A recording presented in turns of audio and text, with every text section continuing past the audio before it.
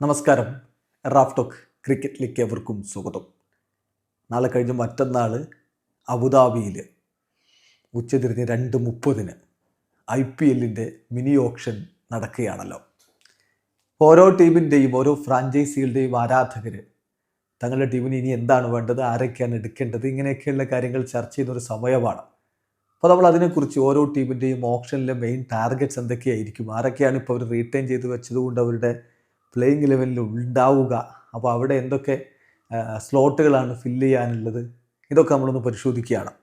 അതിന് വേണ്ടിയിട്ടുള്ള video series, അതായത് പ്രീ ഓപ്ഷൻ അനാലിസിസ്, അത് നമ്മൾ ആരംഭിച്ചു കഴിഞ്ഞു. ആദ്യ എപ്പിസോഡിൽ നമ്മൾ CSK കുറിച്ച് സംസാരിച്ചല്ലോ. അപ്പോൾ ഈ എപ്പിസോഡിൽ നമ്മൾ നിലവിലെ ചാമ്പ്യന്മാരായ RCBയെ കുറിച്ചാണ് സംസാരിക്കുന്നത്. RCBയെ സംബന്ധിച്ചിടത്തോളം അവരുടെ സ്ക്വാഡ് ഓൾമോസ്റ്റ് സെറ്റാണ്. നിലവിലെ ചാമ്പ്യന്മാരായതുകൊണ്ട് തന്നെ ആ സ്ക്വാഡ്, ചാമ്പ്യൻ ടീമിൻ്റെ ആ സ്ക്വാഡ് ഓൾമോസ്റ്റ് അവർ റീറ്റെയിൻ ചെയ്ത് ആ കോർ അവിടെ ഉണ്ട്. പിന്നെ വേണ്ടത് അവിടെ ഇവിടെ ചില ബാക്കപ്പ് ഓപ്ഷനുകൾ ഒപ്പിച്ച് വെക്കുക എന്നുള്ളത് മാത്രമാണ്. ബാക്കിയൊക്കെ ഇപ്പോഴേ സെറ്റാണ്. അതുകൊണ്ട് തന്നെ വലിയൊരു തുകയൊന്നും അവരുടെ പേഴ്സിൽ ഇനി ബാക്കിയില്ല. 16.4 കോടി, അതായത് 16 കോടി 40 ലക്ഷം രൂപയാണ് ഇനി അവരുടെ പോക്കറ്റിൽ അല്ലെങ്കിൽ പേഴ്സിൽ ബാക്കിയുള്ളത്. ആകെ 8 സ്ലോട്ടുകൾ അവർക്ക് അവൈലബിൾ ഉള്ളതിൽ 2 ഓവർസീസ് സ്ലോട്ടുകളും ഉള്ളത്. സംഗതി വളരെ വ്യക്തമാണ്. അവർക്ക് ഓൾറെഡി സ്ക്വാഡുണ്ട്. വലിയ രൂപത്തിൽ അവർ ഓപ്ഷനിൽ ഇടപെടും എന്ന് കരുതേണ്ടതില്ല. അവർ ഒഴിവാക്കിയിട്ടുള്ള താരങ്ങൾ ലിവിങ്സ്റ്റനെ വലിയ പ്രതീക്ഷയിൽ കൊണ്ടുവന്നാണ് അദ്ദേഹം, പക്ഷേ ആ മികവ് കാണിച്ചില്ല. പിന്നെ ലുങ്കി എങ്കിഡി, മായങ്ക് അഗർവാൾ, മനോജ് പൻഡാഗെ, സ്വസ്തിക് ചിക്കാര, മൊഹീത് രാത്തി എന്നിവരെയൊക്കെയാണ് അവർ ഒഴിവാക്കിയത്. സ്ക്വാഡിൽ ഇപ്പോൾ നിലനിൽക്കുന്നത് വിരാടും സാൽട്ടും പടിക്കലും പട്ടിദാറും ടിം ഡേവിഡും കൃണാലും ഷഫേഡും ജിതേഷും ഭുവനേശ്വറും ദയാലും ഹേസൽവുഡും സുയാഷ് ശർമ്മയും അഭിനന്ദൻ സിംഗും ബേത്തലും തുഷാരയും റഷിഖ്ദാറും സ്വപ്നിൽ സിംഗുമാണ്. എന്ന് പറഞ്ഞാൽ കോർ സ്ക്വാഡ് അവിടെ ഉണ്ട്. ബാക്കി 16.4 കോടി, 8 സ്ലോട്ടുകൾ ബാക്കിയിൽ 2 ഓവർസീസ് സ്ലോട്ടിൽ നിൽക്കുമ്പോൾ ഓപ്ഷനിൽ അവരെന്തായിരിക്കും പ്രധാനമായിട്ട് ഫോക്കസ് ചെയ്യുക? അത് ഒറ്റയടിക്ക് അങ്ങ് പറഞ്ഞു പോവുകയാണെങ്കിൽ ഒരു ഓവർസീസ് പേസ് ബോളർ അവർ ഫോക്കസ് ചെയ്യാൻ സാധ്യതയുണ്ട്. അതിൻ്റെ കാരണം എന്താണെന്നറിയോ? ജോഷ് ഹേസൽവുഡിൻ്റെ കാര്യത്തിൽ പരിക്കിൻ്റെ പ്രശ്നങ്ങളുണ്ട്. പിന്നെ അദ്ദേഹം ആഷസ് കളിച്ച് അത് പിന്നെ T20 വേൾഡ് കപ്പ് കളിക്കും. അതിനൊക്കെ ശേഷം വരുമ്പോൾ വലിയ വർക്ക് ലോഡും ഉണ്ട്. അപ്പോൾ അത് മാനേജ് ചെയ്യപ്പെടേണ്ടതുണ്ട്. So they want a backup option for Josh Hazlewood. കൂടാതെ യാഷ് ദയാലിൻ്റെ കാര്യം, യാഷ് ദയാലിന് ഒരു സെക്കൻഡ് ഓപ്ഷൻ വേണം. കാരണം അദ്ദേഹം IPL 2025 ഫൈനൽ കളിച്ചതിന് ശേഷം പിന്നെ ഒരു കളിയും കളിച്ചിട്ടില്ല. ആ കേസ് നിങ്ങൾക്കറിയാമല്ലോ. അപ്പോൾ ആ കേസ് അവിടെ നിൽക്കുന്നുണ്ട്.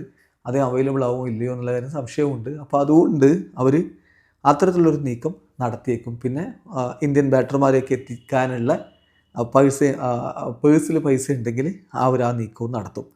അപ്പോൾ എങ്ങനെയൊക്കെ ആയിരിക്കും അവരുടെ ഓപ്ഷനിലെ നീക്കങ്ങൾ എന്നുള്ളത് ഒന്നുകൂടി നമ്മൾ ഒന്ന് ഇൻഡെപ്തായിട്ട് എടുത്ത് നോക്കുകയാണെങ്കിൽ കാര്യം വളരെ വ്യക്തമാണ്. അവരുടെ സ്ക്വാഡ് ഇപ്പോൾ സെറ്റാണ്. ഒരു പ്രോബിൾ 12 നമ്മൾ എടുത്ത് നോക്കുകയാണെങ്കിൽ, RCBയുടെ ഒരു പ്രോബിൾ 12ലേക്ക് പോവുകയാണെങ്കിൽ തീർച്ചയായിട്ടും വിരാട് കോഹ്ലി അവിടെയുണ്ട്.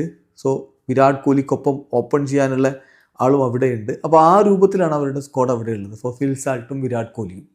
ദെൻ പിന്നാലെ ദേവദത്ത് പടിക്കൽ വരും, രജത് പട്ടിദാർ വരും, ടിം ഡേവിഡ് ഉണ്ട്, ജിതേഷ് ശർമ്മ വരും, കൃണാൽ പാണ്ഡ്യ വരും, റൊമാരിയോ ഷഫേഡ് അതിന് പിന്നാലെ വരും, ഭുവനേശ്വർ കുമാർ, ജോഷ് ഹേസൽവുഡ്, സുയാഷ് ശർമ്മ, യാഷ് ദയാൽ. ഇതായിരിക്കും അവരുടെ ബെസ്റ്റ് 12, പ്രോബിൾ 12 എന്ന് പറയുന്നത്. അപ്പോൾ അത് അവിടെ സെറ്റാണ്. CSKയുടെ പോലെയല്ല. CSKക്ക് നമ്പർ 6ലും നമ്പർ 7ലും ഇനി ആളെ കണ്ടെത്തേണ്ടതുണ്ട്. അത് അവർ ഓപ്ഷനിൽ പോകും, അതിനുള്ള പണമുണ്ട്. ഇവിടെ സെറ്റാണ്. അപ്പോൾ ഇനി സ്ക്വാഡിൽ വേറെ ബാക്കപ്പ് ഓപ്ഷൻസ് എന്ന് പറഞ്ഞാൽ റഷിഖ്ദാറും അഭിനന്ദൻ സിംഗും സ്വപ്നിൽ സിംഗും ജേക്കബ് ബത്തലും നുവാൻ തുഷാരയും ഉണ്ട്. അപ്പോൾ ഇവിടെ നമ്മൾ പറഞ്ഞത് ജോഷ് ഹേസൽവുഡിന് പകരം എന്നല്ല, ഒരു ബാക്കപ്പ് ഓപ്ഷൻ ഒരാളെ കൊണ്ടുവരുമ്പോൾ ഓൾറെഡി തുഷാര അവിടെ ഉണ്ട് എന്നുള്ള കാര്യം ശ്രദ്ധിക്കണം. എന്നാലും ഒരു ഓവർസീസ് ഫാസ്റ്റ് ബോളർ പ്രൊഫൈൽ അവർ നോക്കും ഓപ്ഷനിൽ. അതാരായിരിക്കും എന്നുള്ളതാണ് കണ്ടറിയേണ്ടത്. ഇപ്പോൾ ലുങ്കി എങ്കിഡി അവർ റിലീസ് ചെയ്താണ്. ലുങ്കി എങ്കിഡിക്ക് വേണ്ടി വീണ്ടും ശ്രമം നടത്തിയതിൽ അത്ഭുതമില്ല. അൽസാരി ജോസഫിനും ടസ്കിൻ അഹമ്മദിനും സ്പെൻസർ ജോൺസണും ഒക്കെ വേണ്ടിയിട്ട് അവർ ശ്രമങ്ങൾ നടത്താൻ സാധ്യതയുണ്ട്. അതാണ് പൊട്ടൻഷ്യൽ ടാർഗറ്റ് എന്ന രൂപത്തിൽ നമുക്ക് കാണാൻ പറ്റുക. പിന്നെ യാഷ് ദയാലിൻ്റെ കാര്യം നമ്മൾ പറഞ്ഞു. യാഷ് ദയാലിൻ്റെ കാര്യത്തിലും ഈ പറഞ്ഞ പോലെ അദ്ദേഹം അവൈലബിൾ ആകുമോ ഇല്ലയോ എന്ന കാര്യത്തിൽ സംശയമുണ്ട്. അതിൽ ഇപ്പോൾ നമുക്കറിയാമല്ലോ, അവർ മായങ്ക് അഗർവാൾ, മനോജ് പൻഡാഗെ, അതുപോലെ തന്നെ സ്വസ്തിക് ചിക്കാര എന്നിവരൊക്കെ അവർ റിലീസ് ചെയ്ത സ്ഥിതിക്ക് RCBക്ക് ഒരു ബാക്കപ്പ് ഇന്ത്യൻ ബാറ്റർ ഇല്ല എന്നുള്ള പ്രശ്നവുമുണ്ട്. അപ്പം യാഷ് ദയാലിൻ്റെ കാര്യം അവിടെയുണ്ട്. അതോടൊപ്പം തന്നെ ഈ പറഞ്ഞ രൂപത്തിൽ അവർക്ക് ഇന്ത്യൻ ബാറ്ററെ കൂടി കൊണ്ടുവരാനുള്ള ഒരു ശ്രമം അവർ നടത്താനുള്ള സാധ്യതയുമുണ്ട്. സോ എങ്ങനെയൊക്കെ ആയിരിക്കും അവർ കാര്യങ്ങൾ നടത്തുക എന്നുള്ളത് കണ്ടറിയണം. പൊട്ടൻഷ്യൽ ടാർഗറ്റ്സ് എന്ന് പറഞ്ഞാൽ ഈ പറഞ്ഞ പോലെ Lungi Ngidi, Alzarri Joseph, Taskin Ahmed, Spencer Johnson. പിന്നെ ബാറ്റിങ്ങിലേക്ക് പോവുകയാണെങ്കിൽ സർഫ്രാസ് ഖാൻ, ദീപക് ഹൂഡ ഇങ്ങനെയുള്ളവരെ ടാർഗറ്റ് ചെയ്യാൻ സാധിക്കും. സർഫ്രാസ് ഇപ്പം മിന്നും ഫോമിലാണ്. ഇപ്പം ഇന്നത്തെ ആ ഒരു സെയ്ദ് മുഷ്താഖ് അലി ട്രോഫിയിൽ കണ്ടില്ല, പൊള്ളിച്ചടുക്കിയ ബാറ്റിംഗ് പ്രകടനമായിരുന്നു. അത് അദ്ദേഹം ഇപ്പം നടത്തുമ്പോൾ അത് ഓപ്ഷനിൽ വലിയ രൂപത്തിൽ ഇമ്പാക്റ്റ് ഉണ്ടാക്കുമെന്ന കാര്യം ഉറപ്പാണ്. അപ്പോൾ ഇതാണ് RCBയുടെ കാര്യത്തിൽ നമുക്ക് പറയാനുള്ളത്. നിങ്ങൾക്ക് വ്യത്യസ്ത അഭിപ്രായങ്ങളുണ്ടാവും, കമൻറ്റ് ബോക്സ് രേഖപ്പെടുത്തുക.